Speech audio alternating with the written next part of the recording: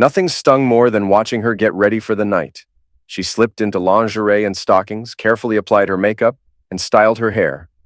Then, she put on a dress I had never seen before, paired with high heels that completed an unfamiliar look. A wave of betrayal, jealousy, and anger hit me. She wasn't dressing up for me. She was doing this for Mark Diamond, her boss. While I worked tirelessly to provide her with a comfortable life and family, she was making herself irresistible for another man. It didn't make sense. Our marriage had been solid. Jessica was loving, attentive, and never gave me a reason to doubt her. After 20 years together, I never imagined she would betray me. But that changed a month ago at her company's dinner. Mark, the managing partner of her law firm, was too focused on Jessica. And when he smirked at me after dancing with her, something in my gut told me something was off. The next day, I brought it up. Jessica immediately defended him, acting like I was overreacting. That reaction only deepened my suspicions. Suddenly, all the late meetings and missed lunches started looking like red flags. The more I thought about it, the angrier I became. Jessica was Mark's personal assistant. He was wealthy, flashy, and arrogant, the kind of man who flaunted his success with sports cars, designer watches, and a trophy wife half his age. His first wife, whom he'd been married to for 20 years, had been replaced by a stunning 30-year-old named Stella. Mark had always rubbed me the wrong way. He thrived on belittling others, and I hadn't forgotten the night he mocked my career in front of my wife and colleagues. "So, Johnny, how's life selling nuts and bolts? Must be nice working at Home Depot every day," he had sneered. Jessica laughed. That cut deep. My job wasn't glamorous, but I made over $200,000 a year, provided a great life for my family, and paid for our daughter's college. But in Mark's world, that wasn't enough. I walked away, furious. Jessica followed, asking what was wrong. When I told her, she brushed it off. "Oh, baby, he's just joking. He loves to have fun. Don't take it so seriously. Come back, he's a good guy." I stayed, against my better judgment. Looking back, I should have paid more attention. There were signs. Mark had everything: money, power, a young wife. But men like him always wanted more. And I had a feeling Jessica was next on his list. I wasn't going to sit by and wonder. Within a week, I put a plan into motion. I ordered 6 audio recorders and 5 high-resolution video cameras. One went inside the smoke detector in our bedroom. Others were positioned at different angles to capture everything. More were placed in the bathroom and living room. The recording devices streamed live, feeding footage to a computer in the attic, all controlled from my phone. I even hid audio bugs in her favorite purses, her car, and one next to the kitchen phone. By the time I had finished, I knew I would catch at least 90% of her conversations and any activity in our house.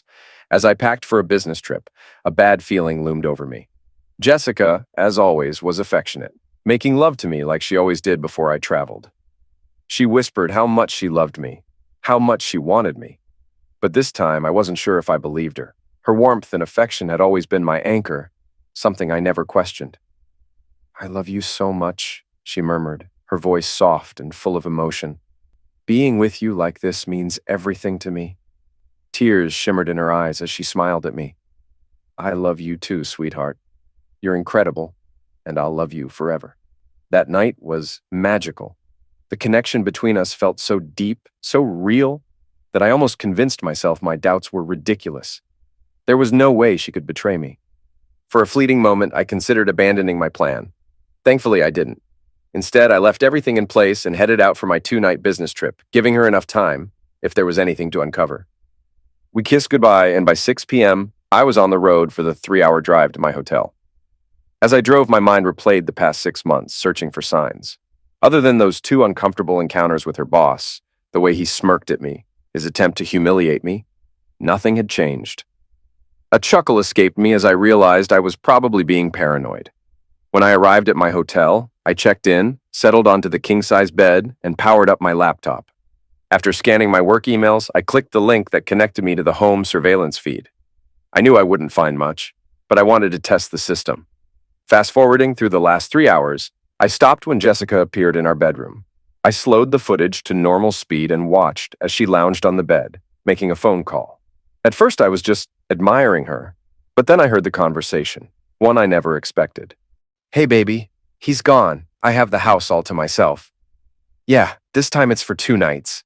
When can you come over?" Won't your wife notice? Oh my God, this is perfect. Will you stay the night? I want to wake up beside you. Of course, I'm all yours. What time? Okay, see you soon. I love you, baby. I froze. Just an hour earlier, we had shared one of the most passionate nights of our lives. She had told me she loved me again and again. And now here she was, inviting him into my home, my bed. Who was this woman?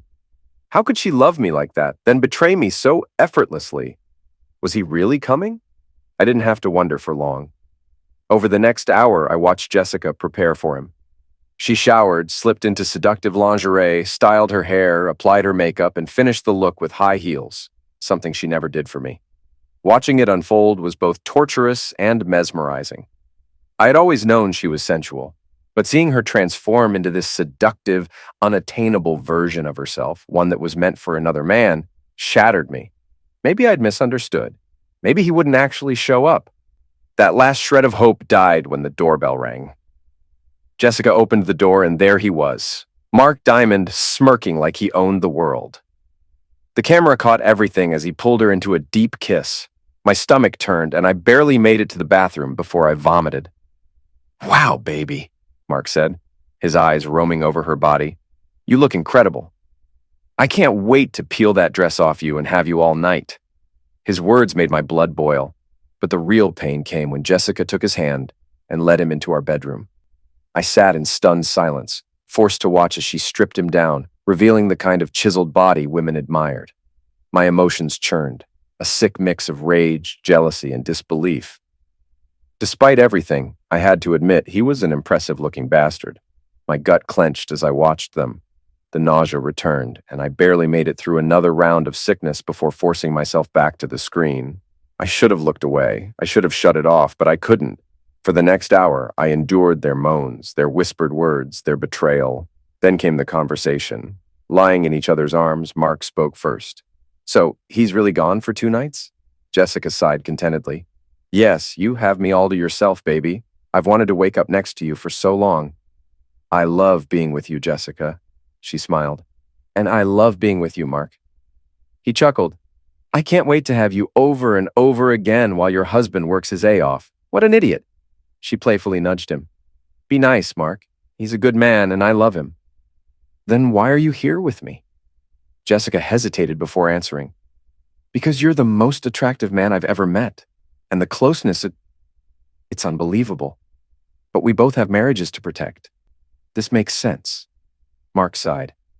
"You give me more love and passion than my wife or any woman I've been with. For me, this isn't just closeness. I love how you make me feel, Jessica." Those words cut the deepest. That love was supposed to belong to me, but it didn't. Not anymore. As I continued watching, they kissed, whispered, and held each other. Then Mark asked the question that sealed my fate. "Does he satisfy you like I do?" Jessica hesitated, then admitted, "He's a wonderful lover, but no, not like you. You do things to me that I can't even explain." The final blow. I sat there staring at the screen, drowning in heartbreak and rage. I reached for the laptop and slammed it shut. I couldn't listen anymore. Hours passed as I lay in bed, unable to sleep, consumed by anger, grief, and the sharp sting of betrayal. One thing was clear. This wouldn't end without pain, and I would make sure I wasn't the only one suffering. When I got back home, everything seemed normal. Love, warmth, and familiarity, like nothing had ever happened. Jessica welcomed me with open arms, showering me with kisses and affection. She acted exactly as she always had, as if there was no dark secret lurking beneath the surface. But for me, everything had changed. Instead of love, all I felt was disgust. Her touch made my skin crawl, and I recoiled internally at her kiss. Still, I played my role perfectly, acting as though nothing was amiss. I gathered every piece of footage and audio I'd collected, stored multiple copies in the cloud, and locked everything behind encrypted files on my computer. For the next 2 weeks, I made sure to keep Jessica occupied. I monopolized her time, never giving her a free moment to sneak away for stolen encounters or secret rendezvous. I controlled our schedule so completely that she barely had time to breathe, let alone cheat. Eventually, her frustration became obvious. Then, one morning, I caught her conversation while she was driving to work. "When is he going out of town again?" "I don't know, but I'll find out," she replied. "It needs to be soon, babe." That was all I needed to hear. It confirmed everything. I decided to stage another trip, a short one, just to see if he would take the bait. Everything was falling into place. That same evening, as we lounged on the couch watching a movie, Jessica casually asked, "Baby, when's your next work trip?" I felt my blood boil, but I forced a smile and answered playfully, "Why? Trying to get rid of me? You wouldn't happen to have a secret lover who visits when I'm away, would you?" She didn't flinch, didn't miss a beat. "Don't be ridiculous. I love having you home. I just hope you won't have to leave again anytime soon." "Sorry, sweetheart, but work still requires me to travel. I actually have an overnight meeting next Tuesday. I'll be back sometime Wednesday." She sighed, pretending to be disappointed. "I hate when you're gone. I miss you so much when you travel." Then she slid into my lap, wrapping her arms around me, kissing me deeply. She poured love into that kiss, the same love she gave to another man. It took everything in me not to push her away. Instead, I played along, knowing that soon my plan would be set into motion. Tuesday arrived. I packed my bag, kissed Jessica goodbye, and we shared one final night together, the last time we would ever be intimate. She kissed me like she always had, but this time I wondered if she noticed the sadness in my eyes. For a fleeting moment, her expression shifted, but whatever she was thinking, she said nothing. Instead of leaving town, I drove to my office and parked my car. It wasn't unusual for me to work late, so no one questioned my presence when I returned to my desk. By 7:30 p.m., my surveillance camera alerted me. Mark had arrived. He strolled into my home as if he belonged there, pulling my wife into his arms and kissing her with an intimacy that should have been reserved for me. Showtime. I disabled the video feed from my phone and placed my cell in a drawer. No GPS, no digital trail. Slipping out of the office unnoticed, I retrieved a collapsible electric bike from my trunk. Silent and efficient, it could hit 30 miles per hour and cover 50 miles on a single charge. I pulled up my hood, checked my surroundings, and took off. The bike allowed me to move undetected. Within 20 minutes, I reached my house, slipping into the backyard where I had left the sliding door unlocked. I stepped inside, heart pounding, ears straining for any sound. Upstairs, I could hear them. I grabbed the aluminum bat I had hidden in the closet and retrieved the short-barreled rifle I had stored outside the bedroom. With the bat gripped tightly in my hands, I crept toward the door. They were too lost in their own pleasure to notice my presence. The candles flickered, casting soft light over the room as I stepped inside. Jessica didn't sense a thing. Mark never saw me coming. The bat connected with a solid impact, and Mark lost his balance, his sturdy frame landing on the floor with a muffled thud. I reached for the object I had set aside and switched on the lights. Jessica gasped, her eyes wide with shock as she scrambled backward, her entire body frozen in fear. "Oh my God, no! This can't be happening! Why are you here? You were supposed to be gone!" I fixed my gaze on her, my voice cold and controlled. "The real question is, why is another man in my bed?"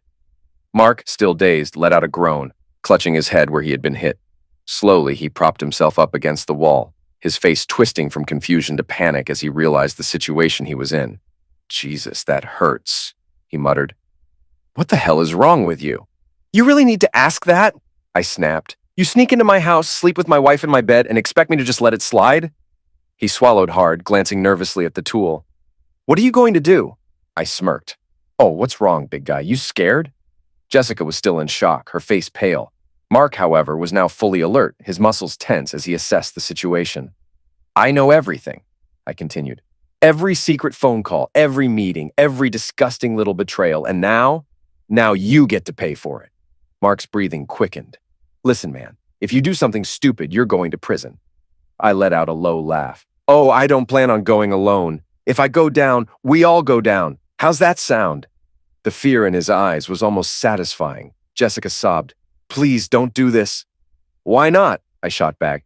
"Didn't think about the consequences while you were sneaking around, did you? I wasn't going to liquidate them." But they didn't need to know that. Watching them squirm, seeing them sweat under the weight of their choices, gave me a twisted sense of satisfaction. For the first time in weeks, I felt like I had the upper hand. Jessica was in tears, curled up in the sheets, desperately trying to cover herself. "Please, don't do anything reckless," she pleaded. "I love you, I swear I do. Just put that down and let's talk." With a smirk, I leveled the rifle in her direction. "Save it. This is exactly what you wanted. Excitement outside our marriage. Whatever happens tonight is on you." Both of them knew they were in deep trouble. They could see the rage in my eyes, and their only way out was to keep me calm. What they didn't know was that I had never planned to take a life. The rifle was loaded with custom rounds, 25% salt and 75% capsicum oleoresin, the same compound used in pepper spray. It wasn't lethal, but it would deliver an excruciating lesson, especially if aimed at the right spot. My goal wasn't to go to prison, it was to ensure they never forgot this night. Mark, now more alert after the hit to the head, decided to fight back. I was waiting for it. As soon as he lunged, leaving himself wide open, I fired. The blast was deafening, but his screams were even louder. He collapsed, writhing on the floor, clawing at his face as he gasped for breath. The burning sensation overwhelmed him, and the pain was unlike anything he had ever experienced. A few minutes later, as he sat hunched over, whimpering in agony, I stepped forward and kicked his leg to get his attention. Then, turning my gaze to Jessica, I laid out the rules. Listen up, both of you. Here's how this works. In a few minutes, I'm walking out of here, and you're going to take this idiot to the hospital before he loses too much blood. You won't call emergency. You'll drive him there yourselves. And when they ask what happened, you'll say you don't know. You'll make up a story, but under no circumstances will you mention me. If either of you even thinks about throwing my name into this mess, every piece of evidence I've collected, videos, photos, phone recordings, will be sent straight to his wife and his firm's partners. On top of that, I've created a website that'll go public, featuring 2 hours of your little escapades. I don't care what kind of ridiculous excuse you come up with, but my name stays out of it. And one more thing, Mark, you will not fire Jessica. She's going to need that paycheck once this divorce is finalized. If either of you comes after me, or if she doesn't accept the divorce terms, everything goes public. Understand? They were both silent. Jessica's tear-streaked face was pale, and Mark could barely breathe through the burning pain. Good. Now, get him to a doctor. I walked out the same way I came in, resetting the lock behind me. The rifle and bat went into a bag slung over my shoulder as I silently disappeared into the night. Once I reached my bike, I rode straight to the river, tossing the bat and rifle into different sections before ditching the surgical gloves I'd been wearing. By the time I returned to my office, I stored the bike in my car and resumed working at my desk. At 9 p.m., I casually said goodbye to a few IT employees who were working late. As far as anyone knew, my car had never left the parking lot. If anyone tried to accuse me of anything, it would be their word against mine, with zero evidence. Mark underwent surgery. The doctors shaved his head to stitch up the 18-centimeter gash, and he was diagnosed with a concussion. His official statement? He remembered walking Jessica home with some paperwork and then waking up in the hospital.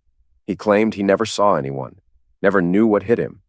He knew better than to tell the truth. He understood what was at stake. Jessica remained silent as well.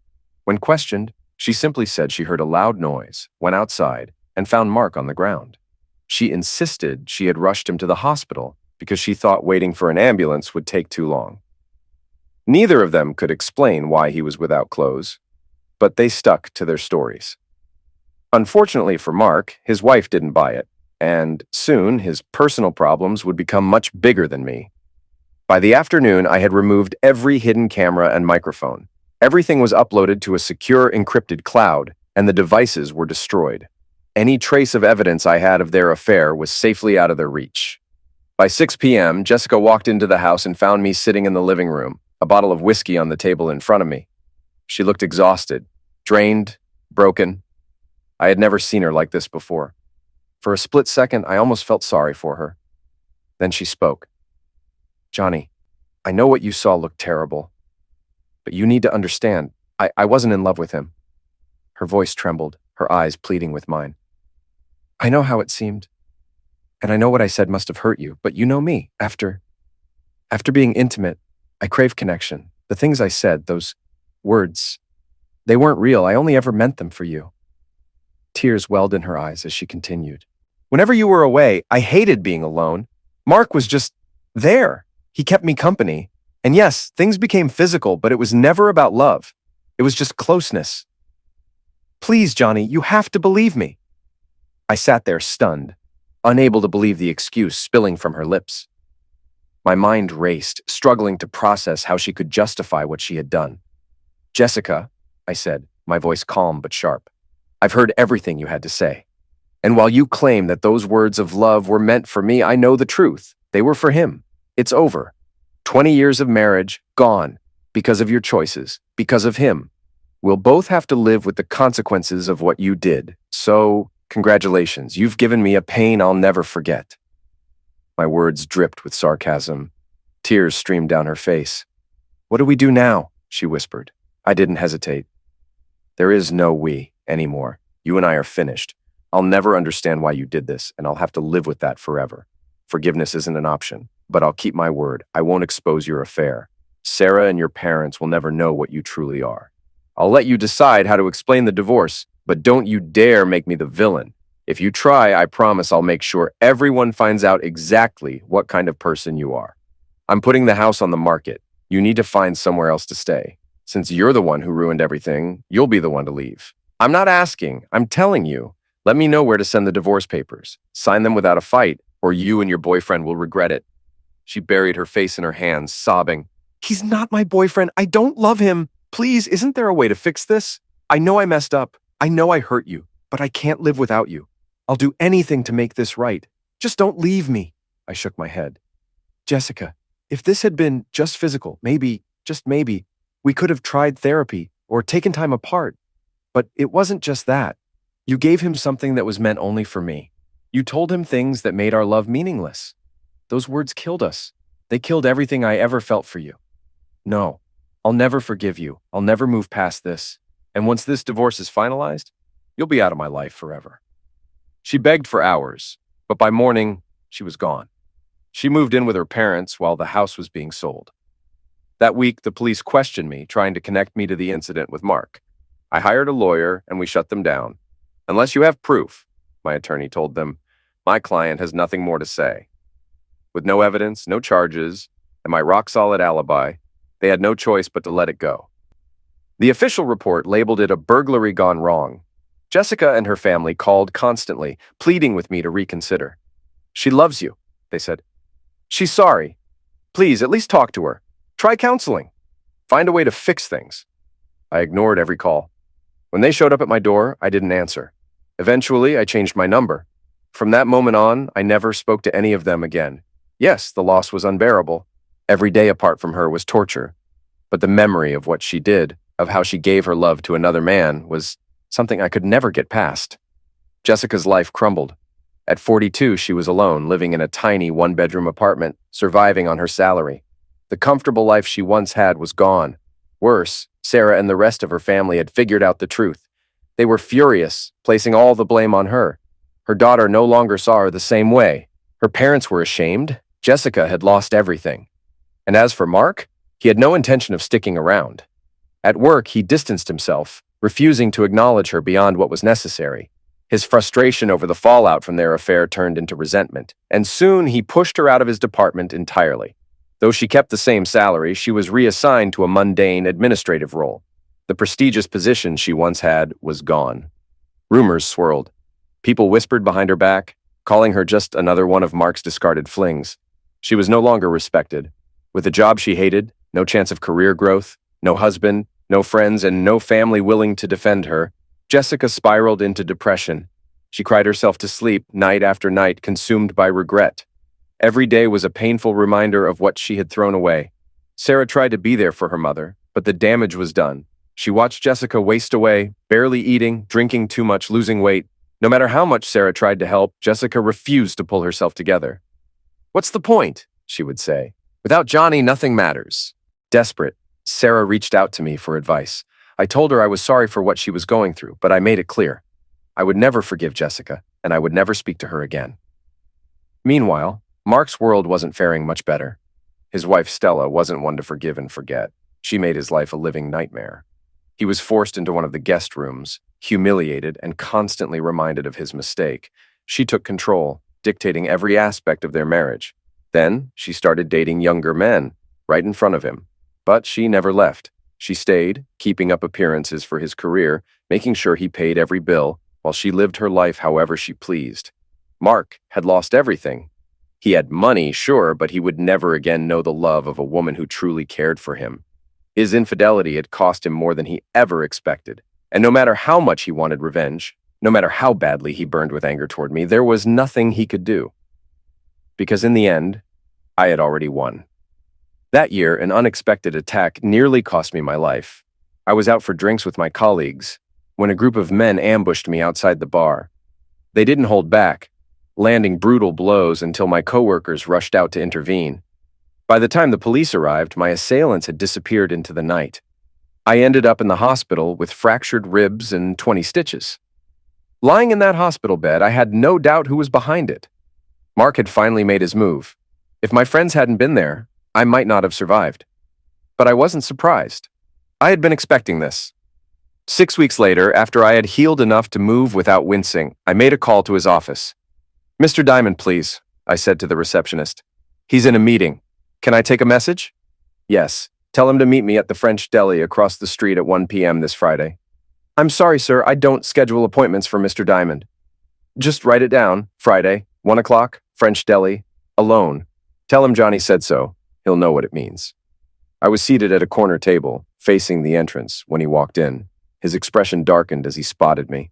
He hesitated, then approached. "Sit," I said. He pulled out the chair and glared at me. "What do you want?" Ignoring his hostility, I leaned forward. "Glad you came. Your guys did a solid job on me, but unfortunately for you, they didn't finish it. I warned you not to retaliate, and yet here we are. Now, because you couldn't let things go, I have to take action." I slid a folded piece of paper across the table.